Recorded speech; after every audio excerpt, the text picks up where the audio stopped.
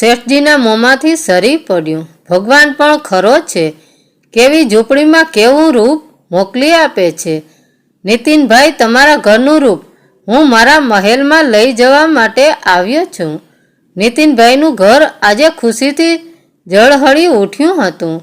સાંજે જ્ઞાતિના એક આબરૂદાર વચેટિયાએ જ્યારે આવીને એમને કહ્યું, નીતિનભાઈ, ખૂબ સારા સમાચાર લાવ્યો છું.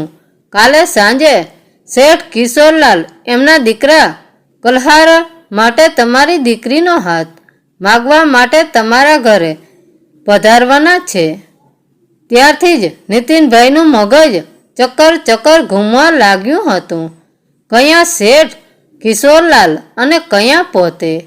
શરૂઆતમાં તો તેમને આ વાત મજાક જેવી લાગી હતી. એમણે પેલાને પૂછી પણ લીધું હતું, ભાઈ, મારી મસ્કરી તો નથી કરતો ને? પેલો ગંભીર હતો. ના નીતિનભાઈ, હું આવી વાતમાં તમારી તો શું બીજા કોઈની પણ મસ્કરી ન કરું. શેઠ કિશોરલાલ ખરેખર તમારા ઘરે આવવાના છે.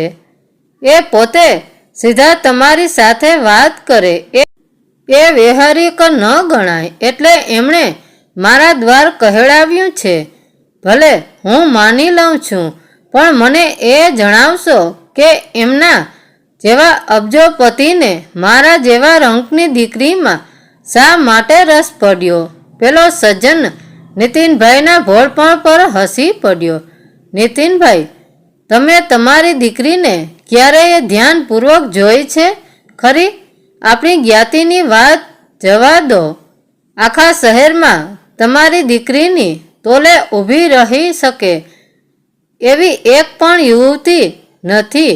તમારા ભાડાના ઘરમાં પ્રગટેલો આ રૂપનો બલ્બો કોઈ મોટી હવેલીનું કિંમતી ઝુમ્મર બનવા સર્જાયું છે. મેં આ સમાચાર જાણ્યા ત્યારે મને પણ તમારા જેટલું જ આશ્ચર્ય થયું હતું, પણ પછી તરત હું ખુશ થઈ ઉઠ્યો હતો. એક શુભચિંતકે તરીકે હું સલાહ આપું છું કે શેઠજીની સરભરામાં કશી મણા રહી જવા ન દેતા. શેઠજી જરા અભિમાની છે. એમની શ્રીમંતાઈનો નશો એમનામાં દિમાગ પર સવાર થઈ ગયેલો છે, પણ એમની એક જ મુલાકાત સાચવી લેશો તો દીકરીનો જન્મારો સુધરી જશે. કહેનાર તો કહીને ચાલ્યા ગયા, પણ નીતિનકુમાર ચકરાઈ ગયા. પત્ની વગરનું ઘર, એક રૂમ અને રસોડું, દોઢ ખોલીનું મકાન, એક ખૂણામાં પાટ જે દિવસે બેસવાના કામમાં આવતી અને રાત્રે સૂવા માટે એક ખૂણામાં ડામચિયો, પોપટા ઉખેડી ગયેલી દિવાલ સાથે જૂના જમાનાની લાકડાની ચોરસ પેટી. ઘરની અડધી ઘરવખરી એ પેટીમાં બંધ હતી. છત ઉપરની લટકતો 15 ઓટનો પીળો પ્રકાશ પાથરતો બલ્બ, અને એ બલ્બ જેવો જ ફીકો આ ઘરનો માલિક. નીતિનભાઈ પોતે. આ બધામાં અપવાદ જેવું કાંઈ હોય તો એ માત્ર નીતિનભાઈની દીકરી હતી. દીકરી જન્મી એ પહેલાં જ એની મમ્મીએ એનું નામ નક્કી કરી રાખ્યું હતું. જો દીકરી જન્મશે તો એનું નામ કિસ્તી રાખીશું. આજે કિસ્તી 22 વર્ષની થવા આવી હતી અને એની જન્મદાત્રીના અવસાનને અત્યારે 7મું વર્ષ ચાલતું હતું. માતા જાણતી હતી કે લાંબી બીમારીમાંથી એ બેઠી થવાની નથી, એટલે દીકરીને સંપૂર્ણપણે ઘરકામની સાથે સાથે ઉચ્ચ સંસ્કારોનો વારસો આપી ગઈ હતી. નીતિનભાઈએ વહેલી સવારથી જ તૈયારી શરૂ કરી દીધી. દીકરીને જણાવી દીધું, બેટા, તારી પાસે સારા કપડાં ના હોય તો તારી બહેનપણી પાસેથી લઈ આવજે. સાંજ સુધીમાં સજી ધજીને એવી તૈયાર થઈ જજે કે તને જોઈને કિસ્તીને આ ન ગમ્યું. એણે દલીલ કરી, પપ્પા, એ લોકો મને જોવા આવે છે કે મારા કપડાને? હું જેવી છું તેવી જ સારી છું. નીતિનભાઈએ એને સમજાવી. બેટા, તે પહેલી કહેવત સાંભળી છે ને? એક નૂર આદમી, હજાર નૂર કપડાં, લાખ નૂર ટાપ ટીપ, કરોડ નૂર નખરા. કિસ્તી છણકો કરી ઉઠી. પપ્પા, મને એવું બધું નહીં ફાવે. મારી મમ્મી કહેતી હતી કે સંસ્કારી છોકરીઓ ક્યારેય નખરા ન કરે, પણ જિંદગીમાં ક્યારેક ટાપ ટીપ તો કરે ને. કે તારી મમ્મી એની એ ના પાડી ગઈ છે. નીતિનભાઈ આટલું બોલતા માં તો આંખ ભીની કરી બેઠા. ભીત ઉપર લટકતા ફોટા પાસે જઈ અને બોલી ઉઠ્યા. વિભુ, આજે મારી અને તારી દીકરીની લાજ રાખજે. આપણી દીકરી ખુશી થાય એવા આશીર્વાદ આપજે. એ પછી બાપ દીકરી ઘરની સાફ સફાઈમાં લાગી ગયા. ધૂખડી બારસ જેવી ઓઢીને ગમે તેટલી સાફ કરો કે સજાવો તો પણ એમાં કેટલો સુધારો થાય. અંગૂઠો સૂજીને થાંભલો થોડો થવાનો હતો. સાંજે 6 વાગ્યે મહેમાનો પધારવાના હતા. છેક 5 વાગ્યા સુધી બાપ દીકરી મહેનત કરતા રહ્યા. છેવટે કિસ્તીએ કહી દીધું, પપ્પા, હવે વધારે કશું જ કરવાનું નથી. 2-3 વ્યક્તિઓ બેસી શકે એટલી વ્યવસ્થા આપણે કરી દીધી છે.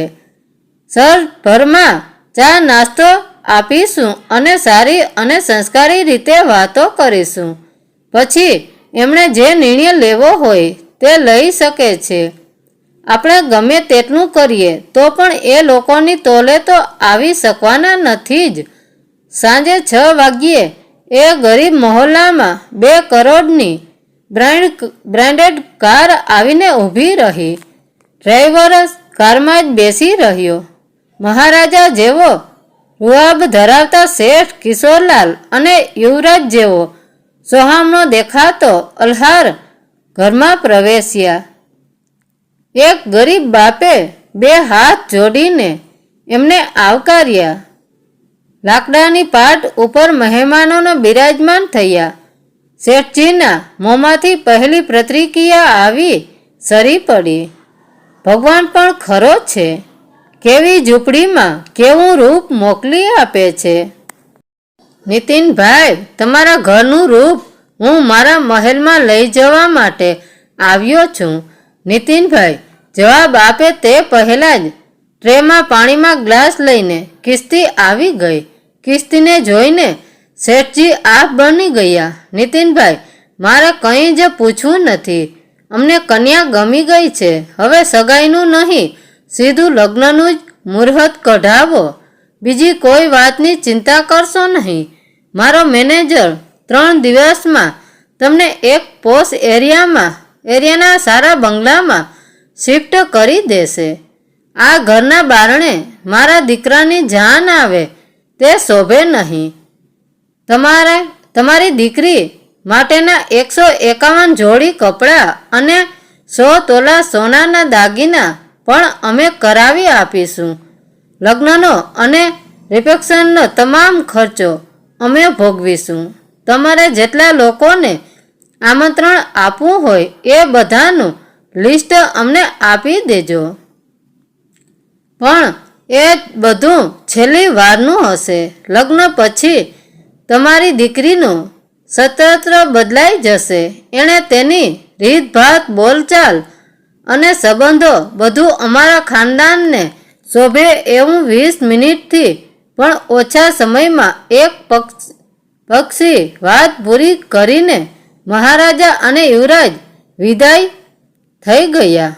કલ્હાર જતા જતા પોતાનો મોબાઈલ નંબર આપતો ગયો. 1 કલાક પછી કિસ્તીએ કલ્હારને મેસેજ કર્યો, તમે મને પામવા આવ્યા હતા કે ખરીદવા?